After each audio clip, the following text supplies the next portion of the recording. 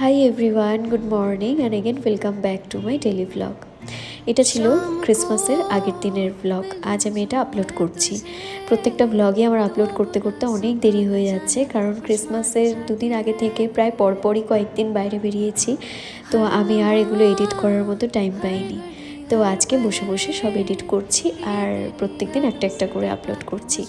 তো সেদিন ঘুম থেকে উঠে নিয়ে আমার বিছানা থেকে নামতে ইচ্ছে করছিল না। ভাবছিলাম যে আমি এখন নেমে স্নান করবো কী করে, এত ঠান্ডা লাগছিল আর কয়েকদিন ধরে তো কোনো রোদের দেখাই নেই। তো যাই হোক, আর কি কিছু করার নেই, আমি ঘুম থেকে উঠে ফ্রেশ হয়ে নিয়ে একবারে স্নানটা সেরে নিয়েছি। আর স্নান করে আমি পুরো প্যাক হয়ে নিচ্ছিলাম। আমি যখন ঘরে থাকি তখন আমি এত সোয়েটার টোয়েটার কিছু পরি না, নর্মালি ঘরের ড্রেস পরেই থাকি।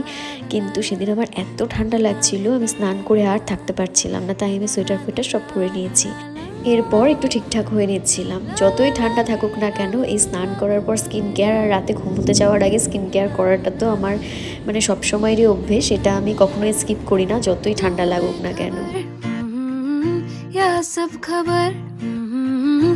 আজকে সকালে খাবারে মা করেছিল গরম গরম খিচুড়ি আর তার সাথে ডিম পোচ আর বাঁধাকপি ঘন্ট।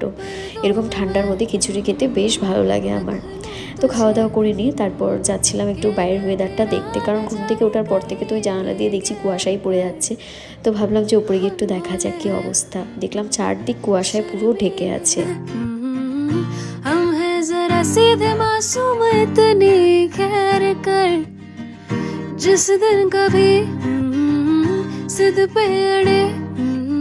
কিছুক্ষণ ওখানে দাঁড়িয়ে থেকে তারপর ঘরে এসে খাওয়া দাওয়া করে একটু রেস্ট করে নিলাম।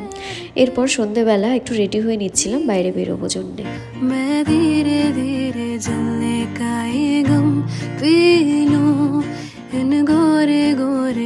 পার্ক রোডের জায়গাটা এত সুন্দর সাজিয়েছে, তাই আর ইচ্ছে করছিল না ঘরে থাকতে, ভাবলাম যে একটু দেখে আসি।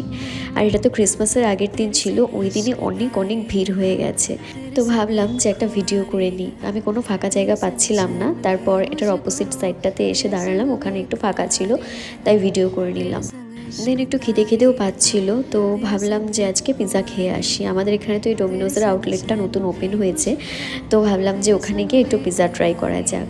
তো আমরা সেদিন ট্রাই করেছিলাম cheese volcano barbecue chicken pizza. খেতে এটা বেশ ভালোই ছিল, একটু জুসিও ছিল। তো এটা খেয়ে তো আমার পুরো পেট ভরে গেছিলো। আমি তো ভাবছিলাম বাড়িতে গিয়ে আর ডিনারই করবো না। তো যাই হোক, খাওয়া দাওয়া করে নিয়ে তারপর আবারও বাড়ির দিকে রওনা দিলাম, কারণ অনেকটা রাতও হয়ে গেছিলো। তো সেদিনের দিনটা খুব সুন্দর কাটিয়েছিলাম। So that's it.